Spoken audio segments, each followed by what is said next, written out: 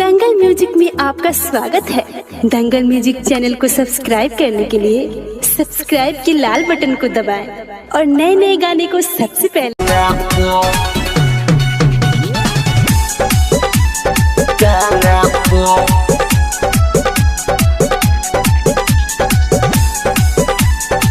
Music by गौरव रोशन। माई रे my body को हटले घर से बहर ना बहरले। अरे सुन माई रे माई बॉडी को हटले घर से बहर ना बहरले। सखी साया साड़ी फाटल मारे खामा पो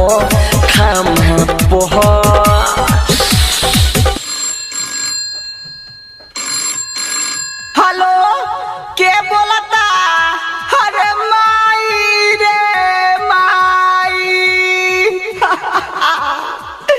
ए माई हम ना रहे मुअना के घर में राते मुअना दारू पी के आइल बा बड़ी मार मरले बारे माई।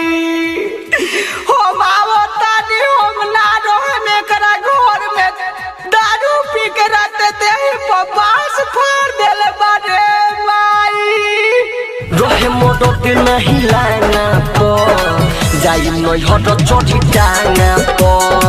रहे मोदत नहीं लाना पो जाई नई हट चढ़ी टांगा पो।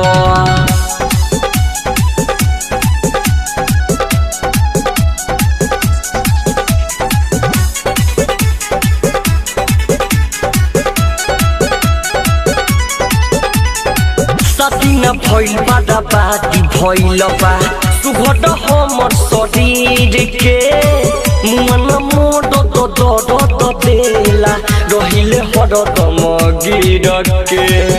हरे सखी रे सुना सतीना भइल बादा बाती भइल बा सुघट हमर शरीर के मन मोड द देला रहिले हरदम गिर के। रोजे रही पड़े सनई करा दाना पो रहे मदद नहीं लाना पो जाई नई हट चढ़ी टांगा पो। रहे मदद नहीं लाना पो जाई नई हट चढ़ी टांगा पो। रिकॉर्डिंग स्टूडियो लखा।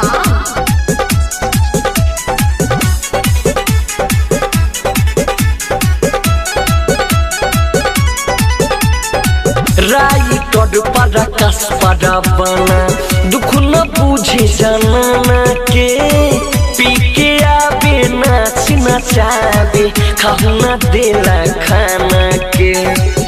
हर तुम बनिए सखी राइटर पारा कस पारा बना दुख न बुझे जाना के पी के आवे नाच नचावे खाऊ न देला खाना के।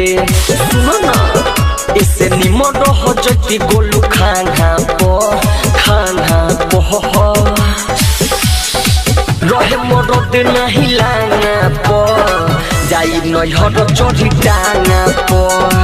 रहे मदद नहीं लाना पो जाई नई हट चढ़ी टांगा पो। ज्योति रिकॉर्डिंग स्टूडियो लखा।